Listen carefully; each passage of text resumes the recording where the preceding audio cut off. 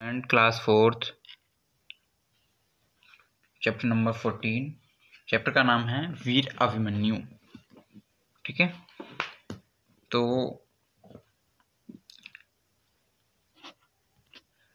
अभिमन्यु जो है वो आपने कभी सुना होगा, पांडव महाभारत में जो हुआ था वो कौरव और पांडवों के बीच हुआ था। तो जो पांडव में जो थे वो 5 पुत्र थे जिनका नाम था युधिष्ठिर, भीम, नकुल, सहदेव और अर्जुन का पुत्र था अभिमन्यु। ठीक है, किसके पुत्र थे? अर्जुन के पुत्र। उन्हीं 5 पांडवों में से एक अर्जुन थे और उनके पुत्र थे अभिमन्यु। ठीक है, तो उन्हीं के नाम से ये चैप्टर है। देखिए यहाँ पर लिखा हुआ है पांडव पक्ष युधिष्ठिर, भीम, नकुल, सहदेव और अर्जुन का पुत्र अभिमन्यु। ठीक है, कौरवों में थे द्रोणाचार्य, जयद्रथ, दुर्योधन, दुशासन, कर्ण आदि। ठीक है, पहला दृश्य शाम का समय है, स्थान पांडवों का शिविर।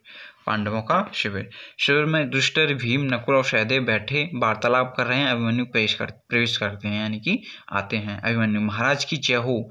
युधिष्ठिर: आओ वत्स। अभिमन्यु: महाराज आप इस सोच में क्यों बैठे हैं? युद्ध के क्या समाचार हैं? युधिष्ठिर: समाचार अच्छे नहीं हैं वत्स, लेकिन तुम क्यों चिंता करते हो? हम लोग तो हैं ही।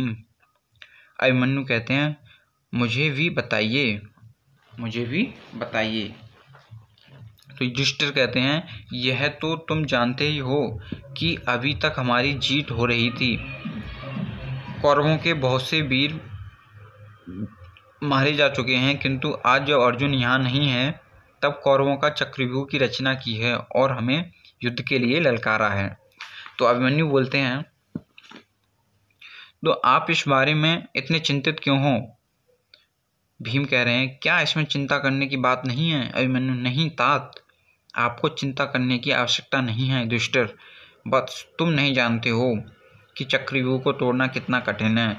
चक्रव्यूह में सेना के चक्रधार घेरे में खड़ा किया जाता है। चक्रव्यूह में 7 द्वार होते हैं, एक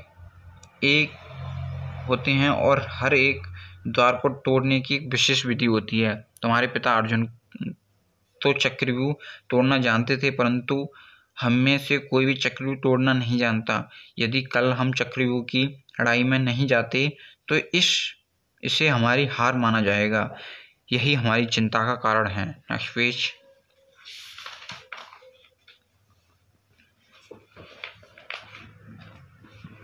तो अभिमन्यु कहते हैं इसमें आगे, तुम बिल्कुल चिंता ना करें तात, मुझे युद्ध में जाने की आज्ञा दें, मैं चक्रव्यूह को तोड़ दूंगा।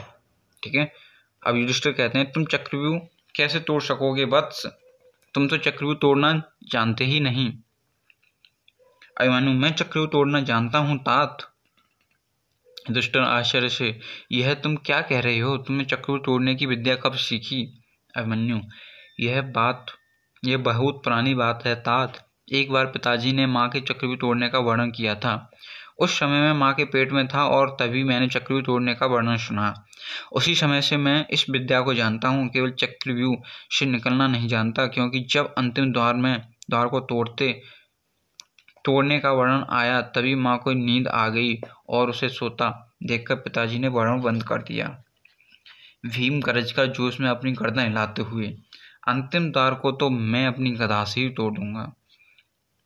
युधिष्ठिर: लेकिन तुम अभी बालक हो, तुम्हें लड़ाई में कैसे भेज सकते हैं? अभिमन्यु: महाराज मैं वीर पुत्र हूँ, शत्रु ललकारे में बैठा रहूं, यह कैसे हो सकता है? युधिष्ठिर: जिद मत करो अभिमन्यु, हम कोई और उपाय सोच लेंगे। अभिमन्यु: नहीं महाराज, आज मुझे मत रोकिए, अपना आशीर्वाद देकर मुझे युद्ध में जाने की आज्ञा दीजिए। युधिष्ठिर भारी मन से: ठीक है, तुम्हारी यही जिद है तो मेरा आशीर्वाद तुम्हारे साथ है, विजयी भव। सभी को प्रणाम करके अभिमन्यु जाता है। अब दूसरा दृश्य शुरू होता है, अपराह्न यानी दोपहर का टाइम। ठीक है, युद्ध भूमि में। युद्ध में अभिमन्यु अद्भुत पराक्रम दिखाता है। वह बाणों की बौछार करता हुआ चक्रव्यूह में घुस जाता है।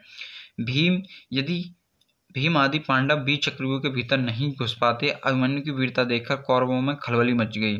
कर्ण: दुर्योधन, चक्रव्यूह का अंतिम द्वार भी टूटने ही वाला है। कर्ण कह रहा है दुर्योधन, चक्रव्यूह का अंतिम द्वार भी टूटने ही वाला है। तो दुर्योधन, क्या हम इस छोटे से बालक के हाथों परास्त होंगे? कर्ण, ऐसा ही लग रहा है दुर्योधन। दुर्योधन, तो क्या कोई उपाय शेष नहीं है? कर्ण, कौरव सेना में कोई योद्धा इतना बलवान नहीं है जो अभिमन्यु को हरा सके। Next page. दुर्योधन कह रहे हैं अब, तो फिर आप देखते क्या हैं, एक साथ मिलकर इसे क्यों नहीं मार डालते? कर्ण, किंतु यह अधर्म होगा दुर्योधन। दुर्योधन, युद्ध में धर्म अधर्म को नहीं, जीत हार को देखा जाता है। कर्ण, राजा द्रुपद के यहाँ तुम्हारे साथ जो हुआ था वह क्या धर्म था? कर्ण अपना सिर झुका लेता है। वीरों, आगे बढ़ो और इस शत्रु को घेर लो, यह आज जीवित न लौटने पाए।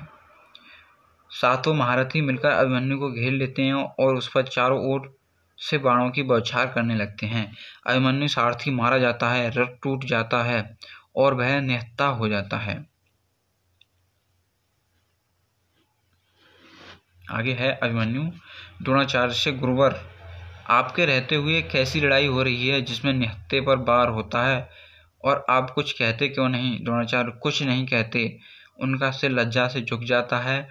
इतने में ही दुशासन का पुत्र पीछे से अभिमन्यु के सिर पर गदा मार देता है और वीर अभिमन्यु धरती पर गिर जाता है और वीरगति को प्राप्त हो जाता है।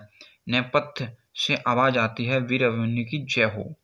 तो आपका ये चैप्टर भी फिनिश हो गया है। ओके स्टूडेंट, क्वेश्चन आंसर आपको भेज दिए जाएंगे और साथ ही साथ अपना होमवर्क नोटबुक में कंप्लीट करते चलें।